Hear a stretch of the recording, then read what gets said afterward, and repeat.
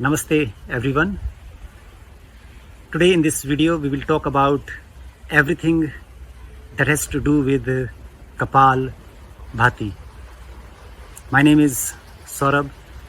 Welcome to Hatha Yoga School YouTube channel. Before I proceed on to describe and talk about Kapalabhati, a word about our YouTube channel. The purpose of this channel is to give our viewers the knowledge about yoga which is usually missing in other videos. See, there are innumerable videos about Kapalabhati. Kapalabhati is a cleansing technique, purificatory technique. We know it. We know it how to do Kapalabhati. Exhale from the nose, bring the navel in. So what should be the purpose of this channel? When we have so much of information about Kapalabhati, that in Kapalabhati we have to sit comfortably in cross-legged position, spine straight, face and shoulders totally relaxed, and then you have to actively exhale, passively inhale, and when you actively exhale you have to bring your navel in. So that's not the purpose of this channel.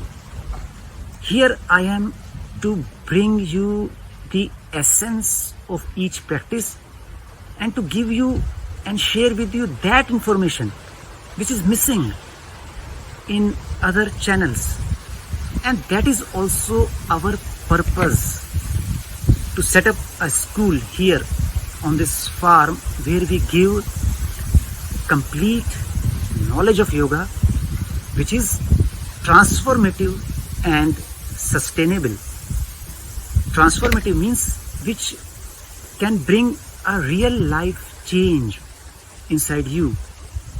Similarly, this is the purpose of this YouTube channel, where I will bring you the salient features of the practice and describe you in a manner which will help you to transform as an individual, to experience positive change, and to really imbibe yoga in life. So what is Kapalabhati?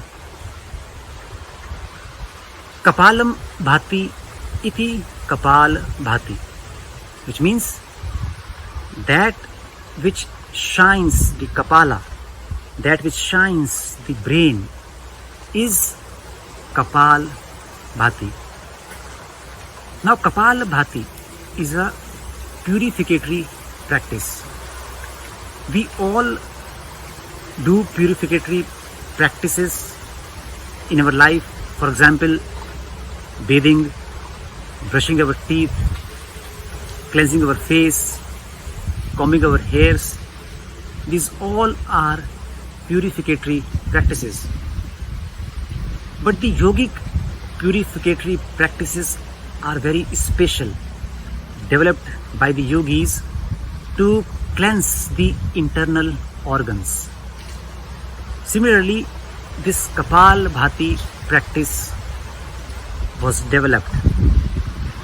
Now Kapalabhati is one of the 6 cleansing techniques of Hatha Yoga, known as the Shad Kriyas, which are Neti, Dhoti, Noli, Basti, Trataka and Kapalabhati. So each of these 6 cleansing techniques, they clean certain internal area of the body. For example, Dhoti cleanses the upper gastrointestinal tract. Noli cleanses the abdominal cavity, the organs in the abdominal cavity. Let us take another example of Basti, which cleanses the rectum and the large intestine. So each cleansing technique, purificatory technique, cleanses certain internal organ. Similarly, Kapalabhati cleanses the upper respiratory tract from the nostrils to the lungs. This entire area is cleansed. At the same time, Kapalabhati helps in the supply of rich oxygenated blood to the Kapala, means to the brain. And that's why the name Kapalabhati. Bhati means to shine, splendor, knowledge, wisdom, perception. That is Kapalabhati. So what is important is that Kapalabhati, though it is a cleansing technique, it is leading to clear perception, it is leading to wisdom, it is leading to splendor. How? By shining the forehead. But what does this mean? Is it that some light will start emitting from our forehead? No, the answer is what is there behind the forehead. Behind forehead there is the neocortex or the cerebral cortex. The largest part of the brain is the cerebral cortex, and the prefrontal lobe is the neocortex. Now neocortex is responsible for high order thinking. As the name implies, neo, it is a newly developed part of the brain.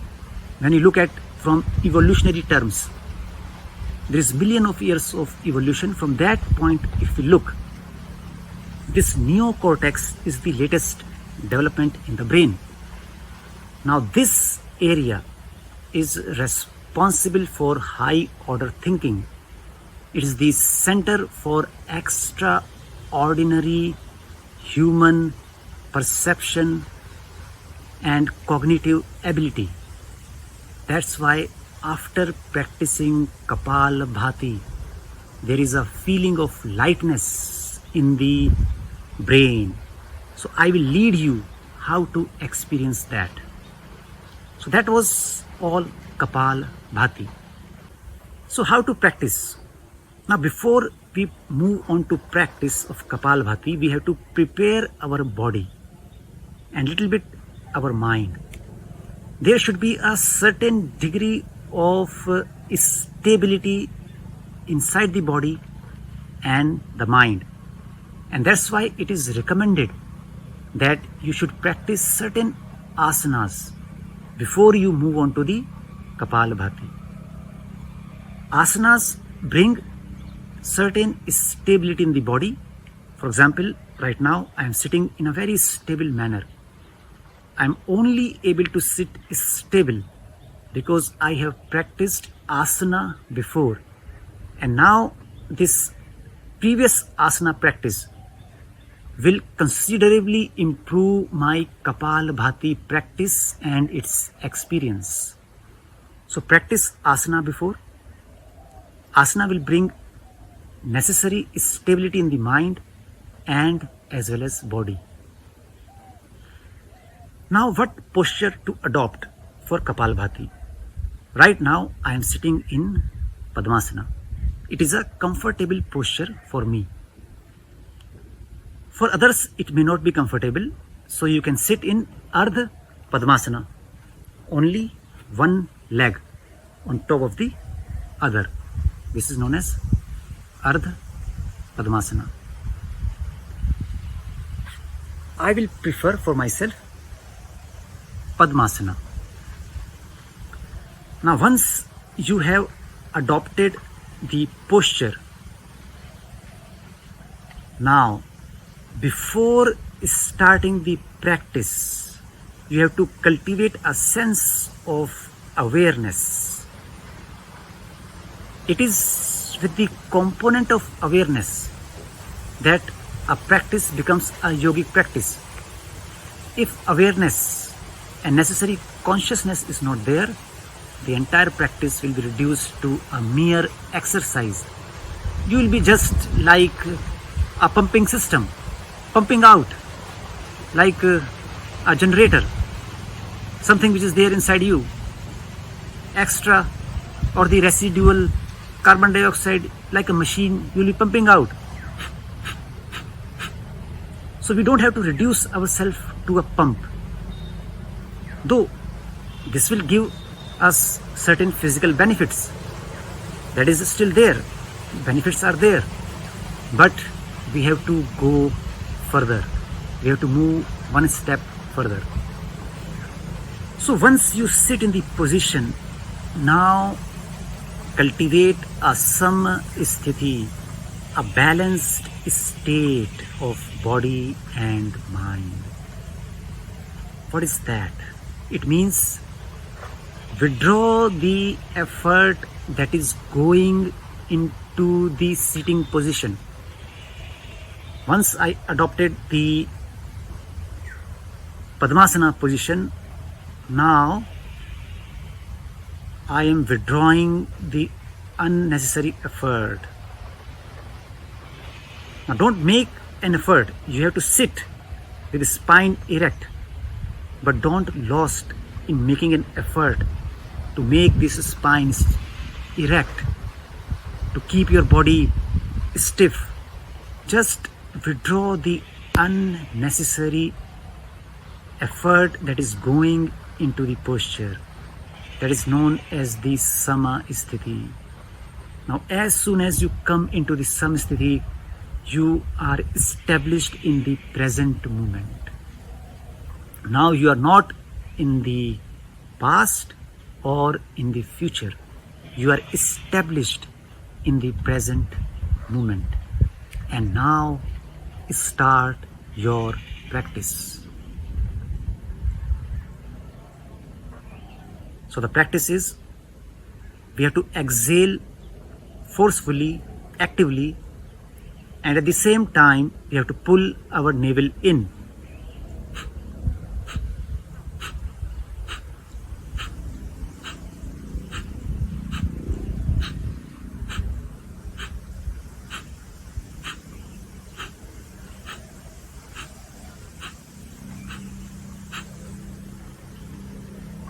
So that is Kapalabhati.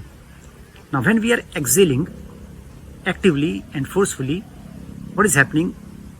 The residual carbon dioxide from the lungs is expelled out of the body, and the entire body is saturated. The blood is saturated with oxygen, and hence a rich supply of oxygen is going into the brain as well as in the entire body, and a very good cleansing impact happens at the tissue level.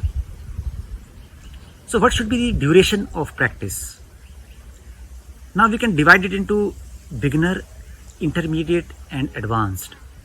If you are a beginner, practice it for 30 seconds, making one stroke per second. If you are intermediate, you can practice it from 1 minute to 3 minutes, making one stroke per second. When you are an experienced practitioner of Kapalabhati, you can practice it up to continuously 5 to 10, even 15 minutes, and you can increase the number of strokes up to 2 per seconds. So it will be something like this.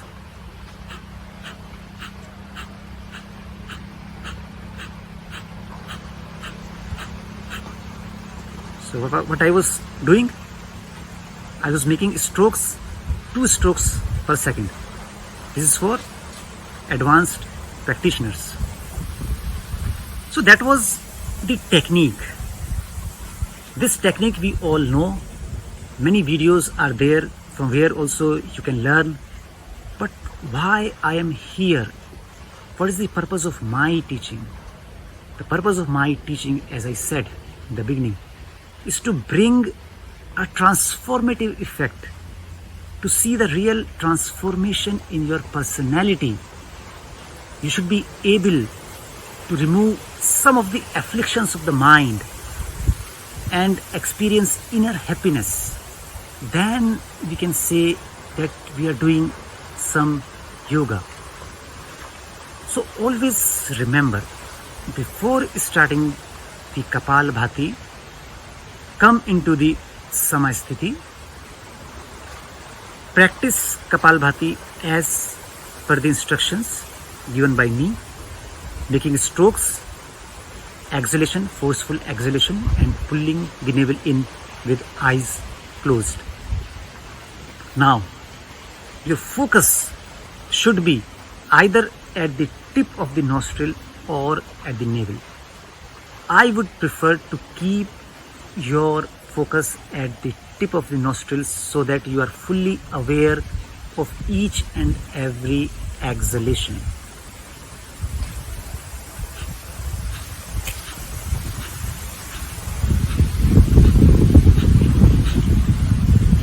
So right now I was just focusing at the tip of the nostril.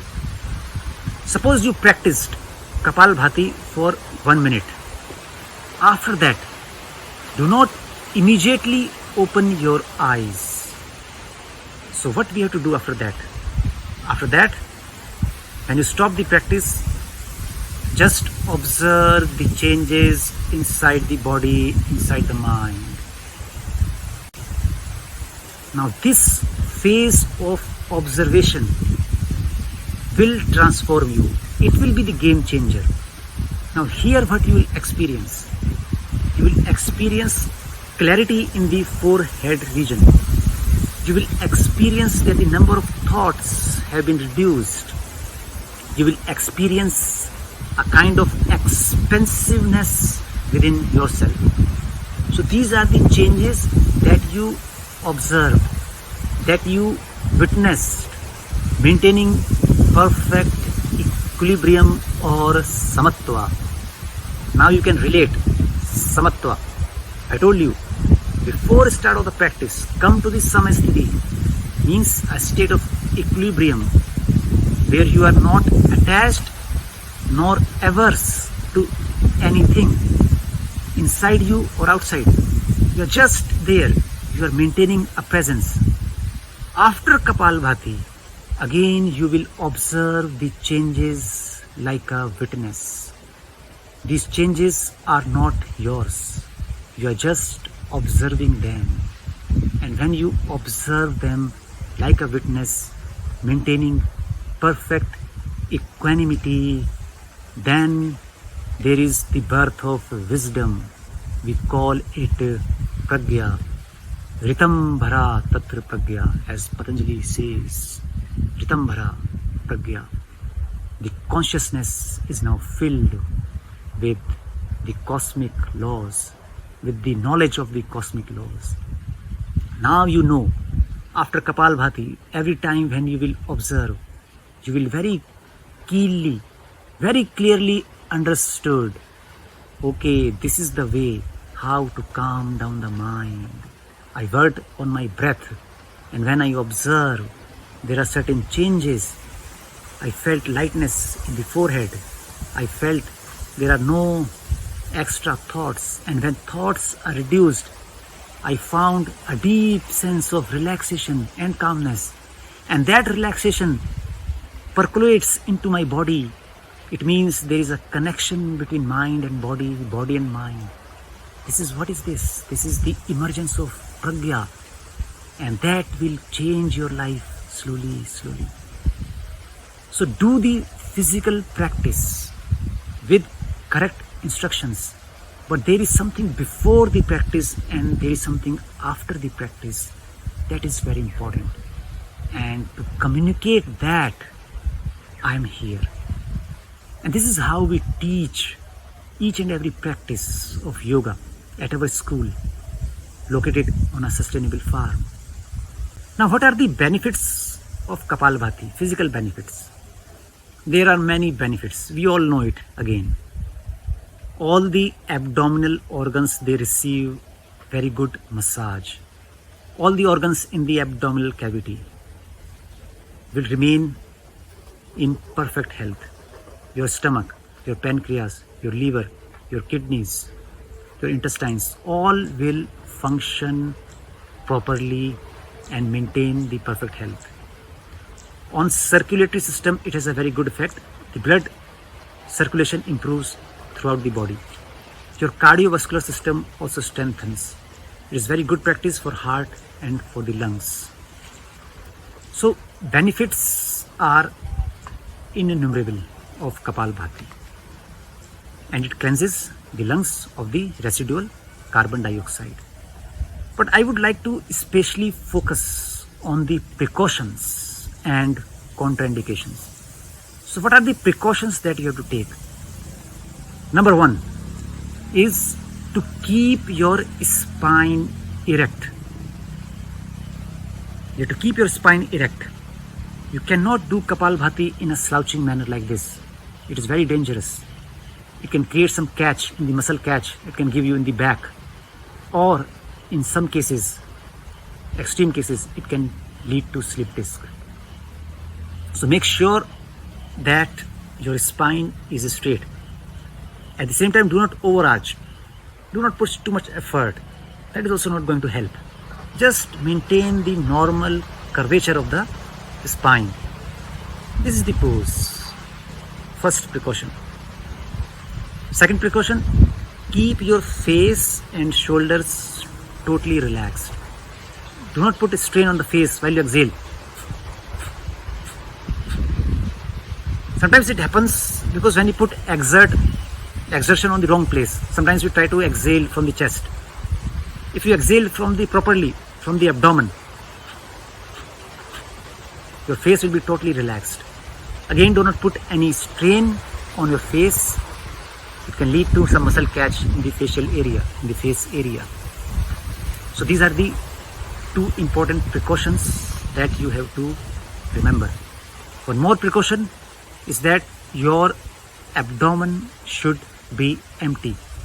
That's why Kapalabhati is preferably practiced in early morning when your abdomen is absolutely clear, when your intestines are clear. So these three precautions you have to keep in mind. Now, two contraindications. Kapalabhati can be practiced by anyone except those who have heart condition or who suffer from high blood pressure. This is the one precaution. Second precaution is if you are suffering from abdominal hernia. At that point of time also, you have to avoid the Kapalabhati practice. So that was all about Kapalabhati.